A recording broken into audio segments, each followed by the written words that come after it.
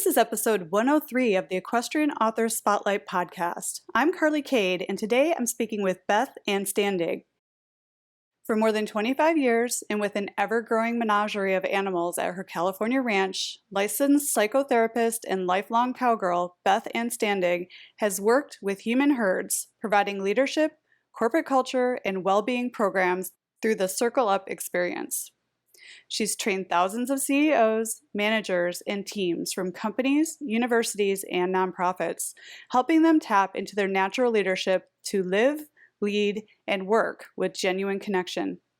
Tune in for an eye-opening conversation about how we can better address issues within the human herd and what we can do to embrace our innate mammal skills in order to deal with pressure and find a state of ease. Now, let's get into the interview. Welcome to the Equestrian Author Spotlight podcast, a podcast featuring interviews with equestrian authors who love all things horses and writing about them. In each episode, you'll hear inspirational stories from horsebook authors, including writing advice and marketing tips to help you write your very own horsebook. If you're an author, aspire to be an author, or simply love horsebooks, then you are in the right place. I'm your host, Carly Cade, and creative writing makes my spurs jingle. Hi, everyone. Welcome to the Equestrian Author Spotlight podcast. I'm Carly Cade, and today I'm very excited to have Beth Anstandig on the show with me. Hi, Beth. Welcome. Hi. Thank you so much for having me. I am so excited to have you here. You're doing some incredible work with horses. You have a book. I do. Yeah, here it is. I know, the human so fun herd. To hold it. Yeah. How I always like to start these interviews off is asking the author, how have horses touched your life? I understand that you've been involved with them for a very long time, Beth. So would you share a little bit about the horses that have touched your life?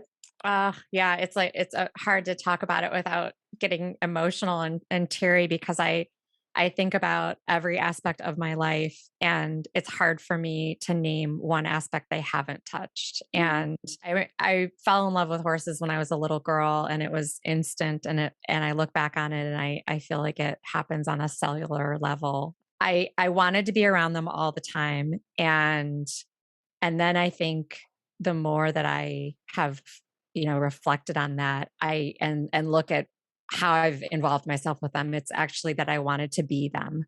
Mm-hmm. I wanted to crawl inside that world, that equine world and be as much a part of it as I could. And slowly but surely that's a little bit of what's happened. I mean, I the way my ranch is situated, all the gates are open. And so they kind of surround my home and I have a herd and I spend a lot of time with the herd.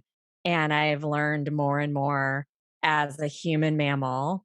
And my work's very much about really reclaiming that part of us. Mm. I've learned from them and with them how to be more like them and how it actually has benefited me as a person and the people that I work with and live with and love, for me to actually adopt more of their way of relating and being. And I love that we're going to get into this. I love that you're out there kind of teaching this, because if more people were moving around their lives the way horses do, I think humanity would be much happier if that were the case. And yeah. I totally relate with you falling in love with them at that cellular level from being little and just falling in love with them. Was this like counting horses on the side of the road as you were taking family road trips and then eventually getting into the riding lessons and then having one of your own? Was that kind of how this whole chain reaction developed for you? Exactly. Mm-hmm. It was like, any chance I could get to be with them. And it was like anything horse I was attracted to. And I could pick out of, a cluttered room. I could find one element that was equine related. And I was the same with dogs. And so I had an equal obsession, I would say, with dogs and horses, and always had them in my life and part of my life. And actually knew from an early age that the attraction was to learning from them. Like I saw in them, in the horses and the dogs, something that was missing from humans that was very attractive and compelling and pulled me to want to be with them. So I was yeah, I was riding at a young age and leasing horses and going to camp and, doing everything, after school, horse, horse, horse. And you're like, where did this come from? But it's just always, always there. I think so many people listening to the show can definitely relate. I know I can relate as a horse girl. Now, this is where it gets fascinating. I wanted to mention you are a licensed psychotherapist and a long life cowgirl, but for more than 25 years, and with an ever growing menagerie of horses and other animals, as you've mentioned, at your California ranch, you have worked with human herds, providing leadership, culture, and well being programs. Talk to us about the business you've created and the services you offer. You're doing cool work. Thank you. So the business is called the Circle Up Experience. And, my path is circuitous and my first career is as a writer. Mm. And so here I am actually writing about this work. So we ended up exactly where I started, which often we do. Mhm. I became a therapist in 2001. And very early in my career, I started studying about equine therapy and was interested in equine assisted learning and equine assisted psychotherapy. And I had this story going that I needed to really galvanize myself as a therapist before I could involve the horses. Mm. So I had these kind of parallel tracks in my life. And I was always doing the horse piece. And I had horses as a part of my everyday life. And then I was a therapist and they were separate. And over time I would go to trainings and I was learning from the horses. I was doing so much healing and growing and developing parts of myself in my own horse world. And it would inform my work as a therapist, but I wasn't necessarily bringing that to my clients. Mm. And I had this story going that I needed to be, a more expert therapist to bring the horses into it. And B, that I had to have a setting, like I had in my mind a setting that to do that work, that it was like it had to be a certain way, and that I didn't want to go to a training barn or a place where I was boarding horses or, to do working with other people. And so I had this kind of grand plan of what it would look like if I was going to bring those two together. And I ended up with the opportunity to buy this ranch that belonged to a friend of mine. And she and her husband passed away within 6 weeks of each other. Mm. And it's actually the ranch is where I did a lot of sheep herding with my border collies. And she was a Western pleasure trainer and a real mentor of mine and just a dear friend. And the loss was, really very sad, and her adult children decided not to carry on with the property, and it became available for me to buy. And I swear it was not until the day I stood on the ranch, having possessed like the ownership, like papers were signed, sealed, delivered, done, that I said, "Oh, this is the place where it happens." Like it didn't, Aw. I didn't put it all together. It was, and then there I stood realizing, I'd been putting all these pieces in place to make it possible to work with people with the horses.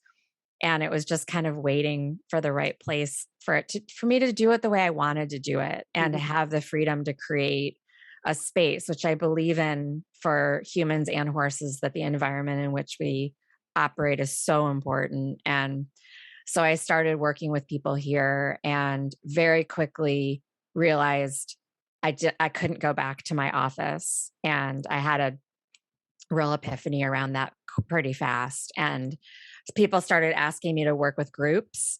Mm. And I had been interested in work life and work wellness and organizational issues that come up in groups and teams forever. And it was part of my psychology background. But when I started doing group work with the horses, I realized, there's a big problem with the human herd. And these horses have huge things to teach us. And it's systemic, and it's about how we're living as herd animals and not getting our needs met. Mm. And it really pivoted my career at that point.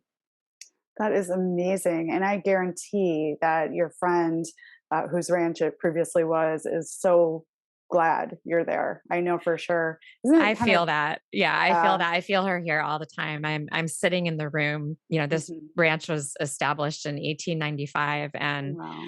this room it was like her little office space. And now Mhm. here I am getting to carry on, things that she believed in. And horses touched her life. And now this is this place where people, even non-horse people, mostly non-horse people, come and we work with the herd and learn a lot about ourselves as humans through them. That's really important work to be doing. And I feel almost through our Zoom connection, the magic that's going on there. Why work with horses? Like in put that together, like why is that making such an impact on Mhm. the human herd? Like, why did you put those pieces together? It almost sounds like it magically flowed together, but like, how did you put that puzzle together and decide this is how it works, or what inspired that? So very early on in my life, I saw the discrepancy between the way that the animals lived and related with each other and the way that humans did. Like Mm, I was like 5 when I remember noticing it for the first time mm, and beginning a mistrust in the human piece. mhm, And I think that's where that deep commitment to studying the animal way where it was born. And and yet I went on to study psychology, and I've always been fascinated with people. I've just been fascinated with mammal life in general and culture. And what happened is, you know, I I'm a lover of language. I am a writer. I've loved being a student. I've been teaching at a university level for 25 years. I'm a deeply intellectual verbal person, and I love being in thought. And yet, I think that it really distracts us and numbs us from parts of ourselves as mammals that we mm, need. mm, And the more that I pursued psychology alongside with horsemanship and sheep herding and experiential things that I was doing in nature and with animals, the more I saw the heavy reliance on language and thought to understand ourselves and our relationships in our lives. We were missing something. And so the short answer is that we're as humans, our thinking brain and our language can only get us so far. And though that intellectual part of ourselves is beautiful and not necessarily something we want to abandon, when we bring this other part forward and give it more voice and more awareness, we have a way better scope of how to live our lives. So that mistrust that I had at an early age, it actually grew. And I started to notice, especially as a therapist, the stories that people tell about who they are and how they operate were one thing. But if you watch them behaviorally, we're liars. We just lie to ourselves, and we only, I don't think we mean to. It's not malintent or being, terrible people. It's just that we can only see what we can see. mm, And so doing more experiential work with horses who are so honest about what's happening in the moment, their presence. I mean, all animals are. They're incredibly honest about what's happening in the present moment and what they feel. And they show that to us in no uncertain terms. And they give us very direct feedback about it. And when we shift, they shift too. So they're incredibly forgiving in terms of their ability to pivot. And so it allows us to experiment, see parts of ourselves, and then experiment with parts of ourselves and make change immediately. And that's something that would take 6 months in a traditional therapy office. So once I saw that, there was no way I could go back. It was like, how could I ever do this work without them? mhm. Yeah, it's like removing the language and then the incessant thought that goes on in our mind, and Yes. just being with the energy that is, which is what horses and animals do. It's like, I know we have that, right? But it's we don't use that as much as we rely on the other things. So it's like I Right. often say, if we could remove language or communication Yes. in that way from the human species, then we'd probably all get along a lot better. There'd be Oh, for a sure. lot less like confrontation and confusion and making things up. And I love what you're saying there. The human herd needs some work, and you're working on helping us, which is fantastic. Now, talk to us about your book. It's so funny. You said how things come full circle. I love that you're a writer. You were a writer, and then you took everything that you were doing, the love of horses. It all kind of comes together in the end, and now you've written a book. Right. Here we are about the work that you're doing. So, Let's talk about your book, The Human Herd: Awakening Our Natural Leadership. And I understand this is part guidebook, part manifesto, and part wake up call. And I'm here in the wake up call part. So, what will readers find inside? Where are you going with this book? Well, I'm a real believer in reclaiming parts of our ways of life that we used to do that were working and that are often more animal like. And so storytelling is one of those. Every chapter has a story. And so there's a bit of memoir in terms of the what I've walked through with my own animals and what they've taught me. And there've been these core concepts Mm. that are part of mammal life that when we bring them into our awareness and actually get to know these parts of mammal life with more intention, we can use those parts of ourselves. And so every chapter has a story, describes one of those concepts, and then has a practice. It has a suggestion of something that you could do to try to expand that capacity and build that part of you from within. And so it's a bit of a hybrid book. Once I got into the process, I realized that it was the only way that it could be written, and that those stories are, there's some messiness to them, normalizing how messy learning is, and allowing animals to be our teachers and allowing each other to be teachers is actually a huge part of herd life.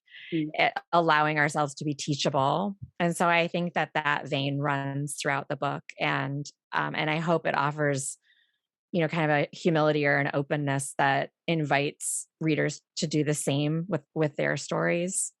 Oh, I love that. And it sounds like you're very honest when you're talking about this. And I love that. I mean, most of us don't like to expose that things can be messy, but they are. Just being a person living a life, like things get messy all over the place. And Yeah. we all need something to help us like wake up and see things. So inside of the book, is it work that can be applied to people who have their own animals, and they can do this and they can learn through your process, but then also take what you've shown them and then apply it to their own life with animals? It sounds like. Yeah, you could apply it to your life with any of your animals, including your human animals.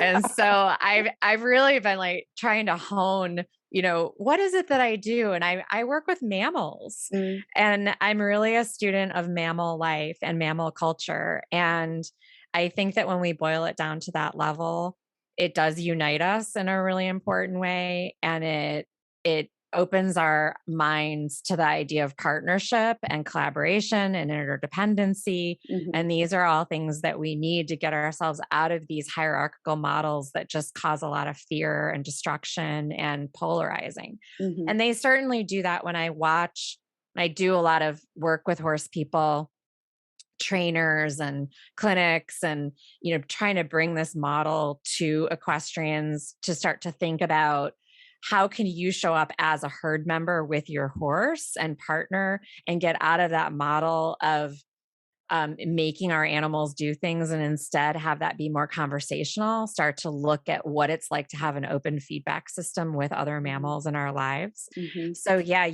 any of the concepts that are in this book are applicable to how we show up with ourselves. So it talks about natural leadership, which is the term that I use for this innate mammal part of us. So how do you lead yourself as a mammal?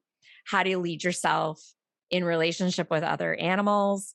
How do you lead yourself in relationship with the humans in your life? mm. And that might mean that some of the time you're leading others. It might mean that you're being led. It might mean that you're taking turns, but it's really about more consciousness of how we bring those mammal strengths to life. Oh, I love that. And before we started recording the interview, we actually had a little conversation about, just like doing something like this, how sometimes this is difficult for authors because a lot of us consider ourselves introverts, and we, sit in our office and we type on our computers and we write our books, and, we're kind of alone, and then we have to go out and we have to market it, right? And we have to, Right. do these things that are uncomfortable. And you were talking a little bit about your thoughts on transitioning from that space. Do you want to talk a little bit about like how your work Sure. would apply to a situation kind of like this? Yeah, that's a great example. Yeah, I love that.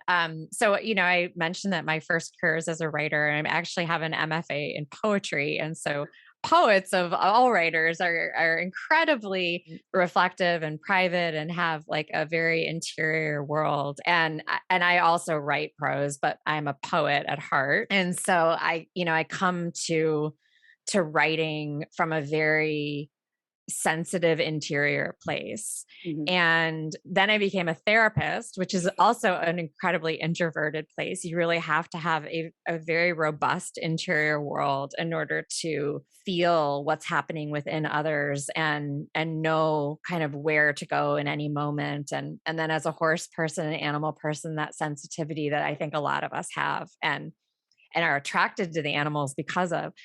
And we live in this world that is really not nice to sensitivity. And so one of the chapters in the book is titled Pressure, and it's about understanding the phenomenon of pressure and understanding how what we do to navigate pressure in any given moment as a mammal, and how to take care of ourselves around pressure so that we can actually stay in a state of ease. Mm. And we're really actually terrible at it. We don't necessarily adjust in any given moment, slow down, ask for help, take breaks. Very basic self-care that you will watch an animal do all day long. You can watch a horse make all these little adjustments or signal to other horses that they need those adjustments. What we do is we hold our breath and we hold all this pressure and tension inside of us until it becomes stress. Mm. And then we carry that and we do it day after day until we end up with stress injuries and stress diseases. And then we do it and end up in these stressful situations that can even become traumatic for us. And it's because we have never studied pressure Mm. and we've never been taught how to take care of ourselves around pressure. And so, as authors, if you think about going into high pressure situations, putting your work out into the world or doing interviews, and think about, well, this is going to be a huge source of pressure. So, how do I take care of myself around it? How do I let people know that it's hard for me so they can support me? Mm. How do I set things up and create structure around an interview if that's what I need, or do things before an interview or during or after so that I can release that pressure valve and feel like I'm not holding my breath or carrying more stress than needed. And the same thing is true with the writing process or putting your work out there. How do I create frameworks that allow me to take care of that sensitivity rather than trying to pretend it's not there and then having it kind of kick down the road? Because that's a lot of times what we're doing. We're just carrying that sensitivity. We're carrying it with us, but not taking care of it. Yeah, I mean, you're right. I mean, animals naturally know how to do that. The herd shows them, the mother shows them. Yeah. But humans, it's like it's hard. It's hard for some people to think of it this way, but we are animals. We are connected to everything that's going on this planet and all the other beings Yes. in it. And we don't, we have the storytelling, we have the things, but we don't necessarily have the tools to deal with like this emotional world that we've created for ourselves based on, all these regimens and structures and the way things are set up. It's like we don't have the tools for that sort of thing. So this No, it's is really basic stuff. Like we're socialized in a lot of the cultures that we live in. Not Mhm. all. There's still cultures that are socialized to take care of themselves on this Mhm. basic level, and they're living much more communally. It's Mhm. much more tribal, and there's still elements of that in the world. But in Western culture and first world countries, especially where we're not as in touch with our survival, oh my gosh, we are taught to suppress Mhm. pressure. We're taught to pretend it's not happening, and it's making us really sick. Yeah, I mean, there's no wonder there's so much Yeah. dis-ease or disease in the world. It's insane. And I was galloping around your website, taking a look at things as I was preparing the questions for this interview, and I love this. You said this book is an invitation back into the world of the human animal, back into the world of you, back to the primary part of yourself that is an ever present instrument of awareness and your most trustworthy guide. Awareness of your sensitivity is a superpower. I love this. And I think we kind of touched on it a little bit, but can you share like a story or some tips on how we can tap into this superpower, or even acknowledge that it's there. Most people don't even know I think we that's have the this. first part. I think it's really looking at the ways that we're so numb. Mm, And what you can start the day if you just took one day, and this is an exercise in the book, is doing a pressure audit. mm, And it's just, and one of the tools in therapy is like a thought record, where you look at what your thinking does. And this is an exercise around looking at what point in the day, and it may be in the very first thing that happens in the day when you open your eyes, does your mind and your body become at war with each other, and you start to ignore signals of pressure that your body is telling you. And when we slow it down and we begin to study it, we can start to see our sensitivity. But it's really hard because there's so many things that we do behaviorally that numb it, and then we'll say we're not sensitive. But some of the most sensitive people I know did not know they were. mm. And it's particularly true with men. And that sensitivity, that is our signal system that's telling us that there's something needed in any given moment. So we really want it online and operating in a really fine-tuned way, because it's telling us what we need or what's needed around us. And that's our survival system. So the superpower thing, it's kind of funny to call it that, because it's like, well, it's actually just the way that we're designed to be able to survive. It's like a life or death signal system. Mhm. So when we want to look at first, what are the ways that I'm ignoring it, so that I can start to stop those, and then I'll begin to feel it. Mm, A lot of times that's where people end up in crisis, mm. because you realize how numb you are. And then when you start to feel, it's a lot. Oh, I imagine. I imagine it's got to be, suppressing all this stuff and pushing it down and not even, giving it thoughts. And then, like, but it's there, right? It's welling up inside of you. I imagine the emotional release or the breakthroughs when those moments come can be pretty pretty big and pretty Sure. mind popping. I imagine. But then on the other side of that, there's a lot of relief and Yeah. new ways of dealing with things. I I mean, love this. I've been working on this for a really long time. I've done so much work on myself. I do this for a living. I wrote a book about it. Like, this is my thing. And just 2 days ago, somebody hugged me. She's actually a yoga teacher. And I think she must have sensed something in me. She just whispered to me, because there were people around, try to go all the way to the exhale, like as she was hugging me. And I pushed her away, kind of like physically, like stepped back and kind of laughed, because it was like, that's what I do defensively, is like make a joke out of it. And then I said out loud, without any hesitation, no, that's where the tears are. And because I was holding some tension, and I have been, and it is about releasing the book into the world, and and other things going on. Mhm. And so that she picked up on it, because that's what she does for a living. And even though I know I'm a student of pressure and of ease, I was like, no, I'm not going to do that. But I've been really paying attention to it the last couple of days, and just going back to, like, what's a tip of trying to get into understanding pressure in ourselves when we wake up in the morning. And I was saying that we get into kind of a mind body conflict right away, because usually we get up and our eyeballs go to scrolling. Usually it's what we do. We start scrolling, or we jump into action. Like, we really jump. But if we just slow that down a little bit and don't do those things and just sit with ourselves, that's where we'll start to feel pressure.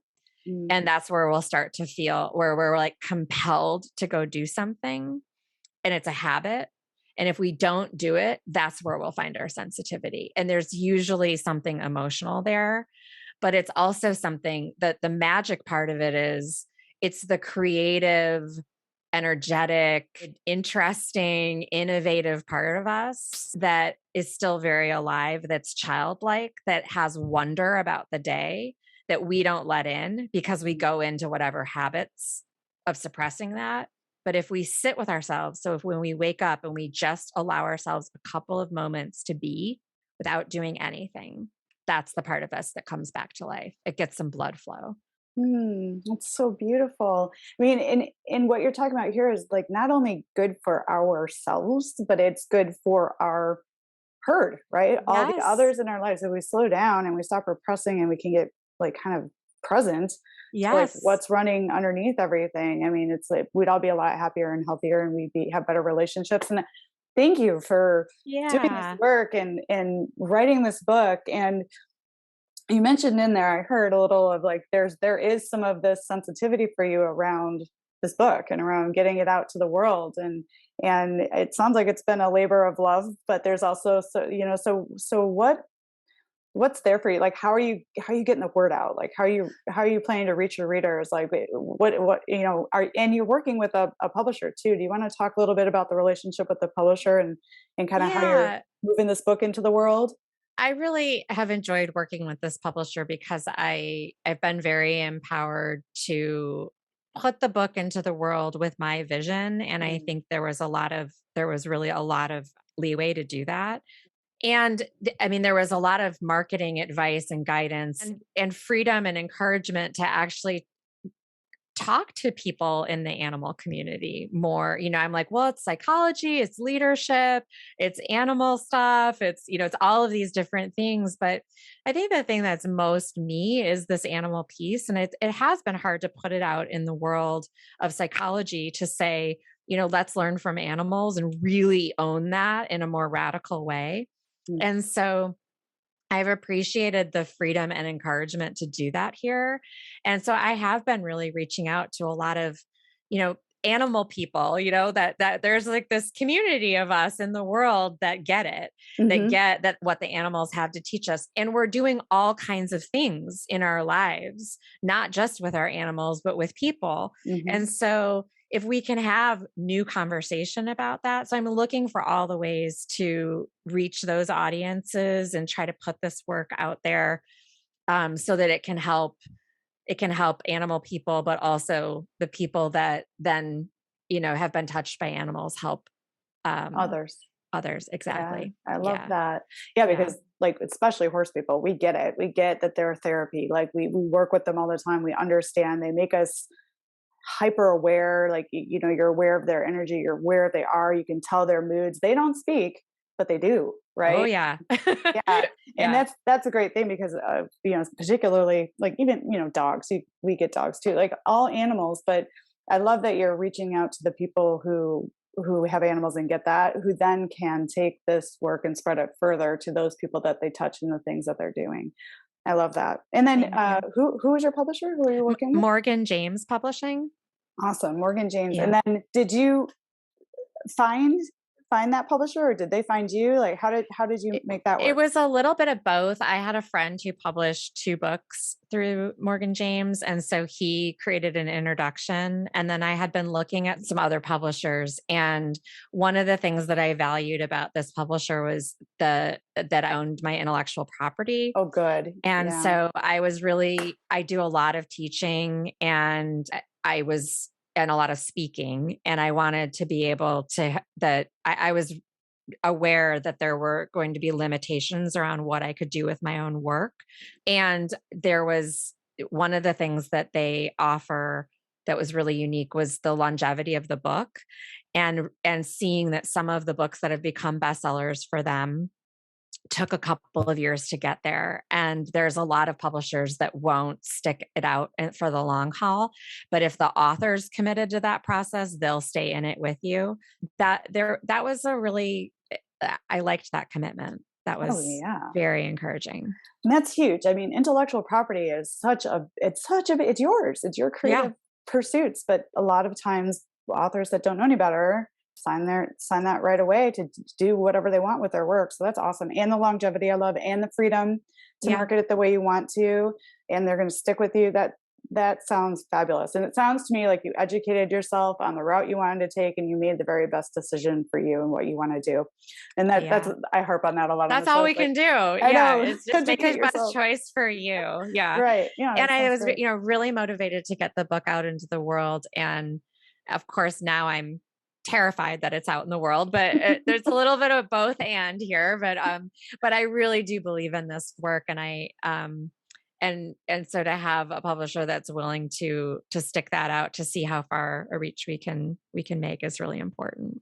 Well, I think this is really important work. I'm going to holler about it from the rooftops. And Thank I you. mean, this is the work that's on your heart, and sharing it openly with your own stories attached with the world to help better the world. So, I mean, you should absolutely be proud of this, but Thank I you. hear the anxiety. I mean, Yeah.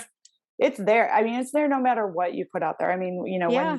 when your book comes out, it's like, Yeah. like Yeah. it's But definitely an anxious moment. I know. I was thinking, so memoir writers could hate it. Psychologists could hate it. Leadership people could hate it. I'm like, I've really opened the door to like not just one audience, but self-help writers could hate it. I'm like, because it is many things, but I think, I do believe in it, and that's all we can do. Yeah. And I mean, one smart author, when I was beginning my author career, said to me, you can never write or create anything that is going to please everyone. And I took That's that to right. heart. So it's like, if you believe in it, I'm hearing really good things out of what you're sharing. So, and Thank if you. your heart's calling you forward and that world wants it out there, it's got to go. Yeah. And then you're going to get your haters. I mean, I think any creative or any author, or any artist or any musician, anyone who Yeah. puts anything out there for others to who don't create to judge is very brave.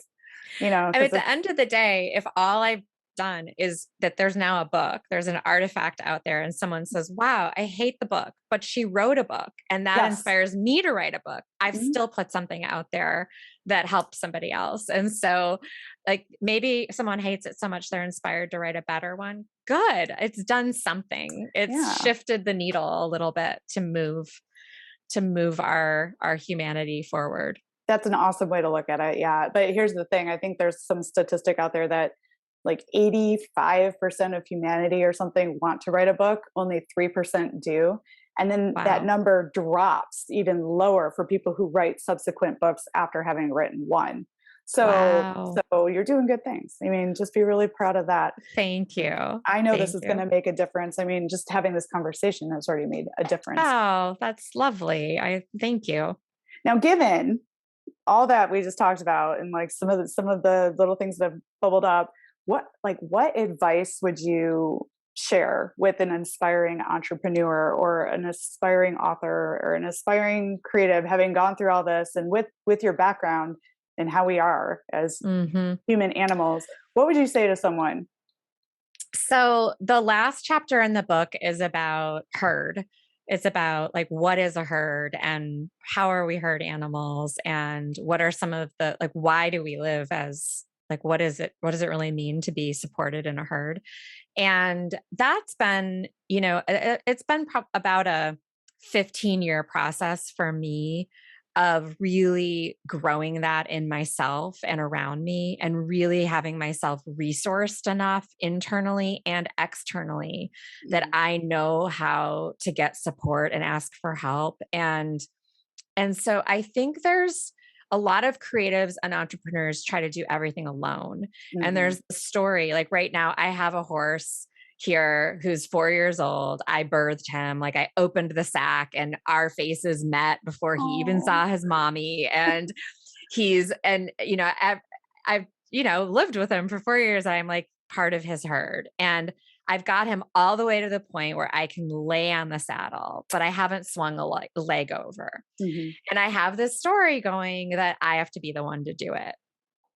But I'm 48 years old and I don't want to get hurt. And I've never started a cult before. And I've gotten it to this point. And so I think that entrepreneurs it's like an ego driven piece around like, and it's a 2-year-old part of ourselves. Like it's like do it self. So, that's like what 2-year-olds are. They're like, no, do it self. Do it self. Yeah. And it's like this very protective need to be autonomous part of ourselves, but it is not how we were designed to live or learn or do hard things. And so I think the most like important thing I've learned and have to keep relearning and practicing that I have to offer is to make sure that you really are supported and that the people that you're supporting you know their role, like Mm. how they're supporting you, and that you've picked trustworthy people around you to play the roles in your life that you need them to, and that they challenge you, um, and ask hard questions, and they're not afraid to do that, but they're also gentle and loving, and that they're trustworthy. And so I think we can do so many hard things and achieve those goals that we want when we're not doing it alone. But the entrepreneurial spirit has this lone wolf quality to it Mm-hmm. that's so dangerous. 'Cause lone wolves don't survive.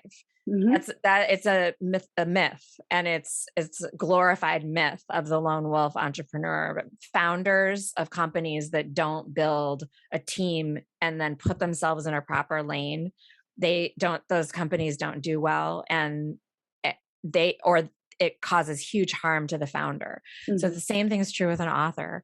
Find your herd, right? But building a herd where everybody knows their roles. I mean, I just see how that works in family. I see how that works Yeah. in business. I see how that works around building something, or, changing your career, or just friendships in general. Like, this is valuable stuff. I mean, yeah. And don't be afraid to ask for help, but find reputable people that you trust who will push you, but Yes, lift you up at the same time. absolutely. That's what I heard. I love And that. I would say you are going to be afraid to ask for help, that we live in a culture that tells us that we should do it on our own. Yeah. And so expect that you're going to be afraid, or you're going to tell yourself not to and do it anyway. Mm-hmm. Expect that you're going to not want to ask for help. Yeah. And that's the crazy thing too about how we've become as a society, right? We're all kind of operating independently behind computers, on our phones all the time. We are social beings. Yeah. So this when I got the request for the interview, I was like so excited to talk to you about the herd, because we are losing that Yes. mentality. And we need that connection. You may think you don't, even if you're an introvert, you may think I don't need people, but you do. We don't ever get anywhere without the Yeah. assistance of other people. And it's the same way a herd protects the Each other. young, or gets to good grass, or passes on the knowledge of what to eat and what not to eat. It's fascinating, but we don't look at ourselves that way. So I love this conversation. Now, for you, what is the best part about the work that you're doing? But then on the flip side, what's the most difficult part? I think we've kind of gotten around a little bit that, because the book is opening the lid on the possibility for people to poke at you. Yeah. But what you're saying resonates so much, and I don't think that's going to happen. But that's a normal fear, right? Mm-hmm. But for you, what's been the best part of the work you're doing, and then on the flip side, the hardest part? I think the work that I do with people, the best part of it is seeing that the experiences that they have, and looking at the world through this lens, and learning some mammal skills, so expanding our mammal capacities it's actually a very quick change. And so it's so exciting to see how it can, really profoundly shift things for people by these simple shifts, and how it can make big change. But I think that the thing that's hardest about it is that we're working against all of these other forces of, a couple hundred years of industrialized culture. And there's so much pain and trauma from living like that. It's really caused huge harm to the human animal. And it's not to say that the industrialization or technological revolution or any of that is altogether bad. It's just, but it has caused a lot of harm. And so looking at, how does, like, I'm doing this work, and I get to do it on a larger scale with companies and doing culture change. And that's very exciting.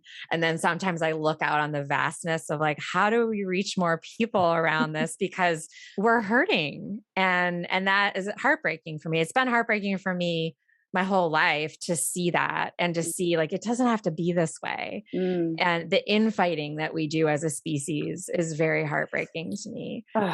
Absolutely. I mean, especially what's going on in the world today, and thank you though for putting this out here and looking at that, and being brave enough to be like, there is a better way, because that's how we can bring healing to us. But I hear how hard that mountain is to climb, but the more we spread the word, the more we get it out there, the more things will change. I think so. Yeah. These shifts take a long time, but They do. It's a long time coming. So I think that the human species is looking for something different, especially after the years of isolation through the pandemic, and now, being on the brink of this possible World War III. I mean, like, we are in a place where something has to Yeah, shift. it's like a critical tipping point in our species. And it's like I think we sometimes get hopeless about how many problems there are and how much pressure is on our all of our systems. Hmm. But if you think about what we were talking about like, well, what if you just started your day differently? Just you, one person, one system, one ecological system of you, just this mammal. And I did that one day. I did that 1 hour at a time, one day at a time. And how many lives do I touch with a more balanced mammal at ease? Mm. And then how many lives does that touch? If everybody did just a little bit of that, and it was really just about how do I get my mammal system to be in a state of ease, it's a little more hopeful. It's like, okay, well, maybe I don't get to fix, Ukrainian Russian conflict, but I do closer to home. The child that I'm raising goes to school and she impacts her community differently because she has a mom who's operating at that level. And maybe that is like, that's one step in that direction. And I kind of stay in some hope around that, realizing that she's the next generation and she's touching other lives. And so it's just one little piece of, the alternative is we just, like duck and cover and numb out. And, it's like, I don't know. I mean, I don't want to spend my days like that. I'd rather be, No, yeah. I love that, and but that makes so much sense. Like, we do have the ability to make a difference in our own small ways throughout the day by not hiding behind things and actually lifting the lid and taking a little look inside and going, oh, I'm Right. doing that, Yeah. and I'm doing that to others, and maybe I should stop doing that. Yeah. So there's a It's lot a of change. little change, but it's huge. I mean, I look at how my life has changed Yeah. by lifting the lid on, lifting the hood. I always talk about it, like lift the hood, like check out your own engine, what's going on in there. And yeah, it's like it's changed me and others around me dramatically. Well, So and obviously you're seeing it change people often through the work that you're doing with others, and how they're interacting with your program. So it works, right? So, it but we just have does. to be willing to kind of put the self to the side for a second and take a look under the hood and see Under what's the going on and hood. adjust Yes. for that. Yes. If you could go back in time before you started all this up and give yourself one piece of advice, what would that be? It's I use this advice.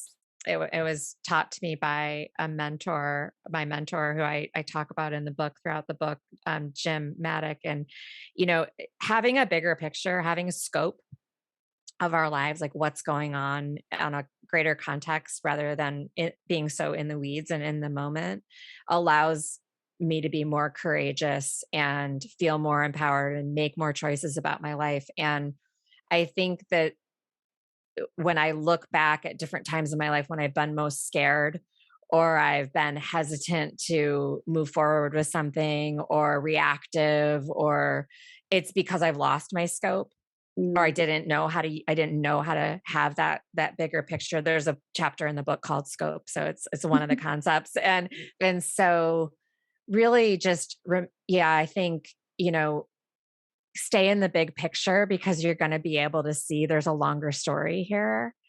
And that sometimes where we are in our own story, it's just one point in time and we're not seeing the whole system.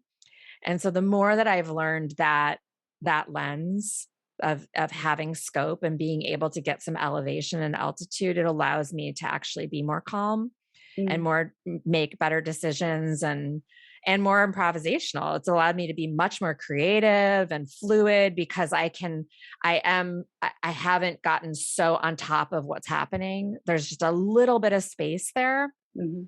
And so, I think we don't always, our brain isn't wired to be able to have that kind of scope when we're younger. We Mhm. get that we don't even get that till we're like 23 years old. And so, which is so interesting, but I wish I had it earlier because it would have helped me to feel less afraid or in shame or, any of the things that we feel that can sometimes prevent us from trying new things or just growing. Yeah. Yeah, yeah. Oh, that was That was wonderful, and I agree. Wish we could all have things like that a little earlier because that's Yeah. the things, all Yeah. the things we could do. But it's never too late, right? Yeah. And then, is there anything a listener might be surprised to learn about you? I mean, you're doing all this amazing work, and you're well educated, and you're a writer, and you love horses. I mean, can you do like a Mm. 14 somersaults in a row or something? Or Nope. No, I mean, something that's so funny, like something novel like that, that's yeah, or like, about can you play me. the guitar? Or I mean, I usually, the fact that I'm a poet is kind of an unusual part of who I am, but I am a I had a very, very difficult childhood I'm and a sorry. lot of trauma there. And I'm also a person in recovery. So I've been sober for a lot of years. Mm. And it's a part of my life that I'm really proud of. And it's a huge resource that I like and it's something that I do daily to stay on top of so that I'm healthy. And I think sometimes when people see, like what I do and what I've accomplished, you'd never think that Mm. I actually overcome a lot. And I still actively every day, I'm a really high maintenance person in order to keep that machine operating well. And Mhm. probably some of it is because I had a rough start, but I do like to share about it because I think sometimes people think, well, she's had it so easy. And so, of course, like, well, look at all those accomplishments. But geez, I was like, it was a very messy story. And so I think it's important, to remember that for people that think that their story is too messy to be able to have something that goes out into the world that could help others. That's absolutely not the case here. I'm just as messy as the next person internally. I just do a lot of work to try to like smooth out those edges on a daily basis. Oh my gosh, thank you so much for sharing that. And Yeah. that's really powerful just in general because we're looking at the shiny, glossy social media Right. where everything's perfect, and I won't, I'm going to take 14 pictures until one looks great, and Right. get me from this angle, and like only going to tell the stories about the good stuff. And I love that. You can have a messy past. Yeah. You can be, you can go through all sorts of things and continue working on all sorts of things and have success. So I like that you shared that. None of us are perfect, but we're starting to create this world where everything looks I that know. way. I Yeah. can barely do one somersault. I mean, I can't do a cartwheel. I don't know how to dive. Like I was very like not in my body as a young person and so Mm. scared to try things. It's funny because I don't know why I decided horses were. I mean, Yeah, of no, but all you like ride horses. well, Yeah. but they can do amazing things with their bodies. And so there was something about the partnership that allowed me to Mm. be more brave in my own body. But when I think about like, yeah, I know how to walk through hard stuff and get to a place of healing around it. And then to be able to put something out into the world that might be able to benefit others. And so I guess that's my secret Yeah. interesting thing I do. Well, that's really special. I mean, I'm so glad you shared that because that is real. I mean, that's the real stuff. And you've been brave, and you're marching forward, and you're how do I make things better for people, for myself, and then share it with others. I love that. Thank you. Yeah, I have so enjoyed this conversation. So, like, what's next? What are you curious about? I mean, I know right now a lot of the focus is on getting the book out and sharing it with as many people as possible and doing the work around that. But is there like a companion piece to this book coming? Like, There is. Yeah. there is. Well, yeah. So I got divorced during the pandemic, Oh and goodness!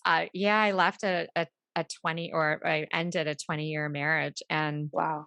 it was a really incredible process of growth. During that process, I also adopted a wild Mustang Oh from wow. yeah.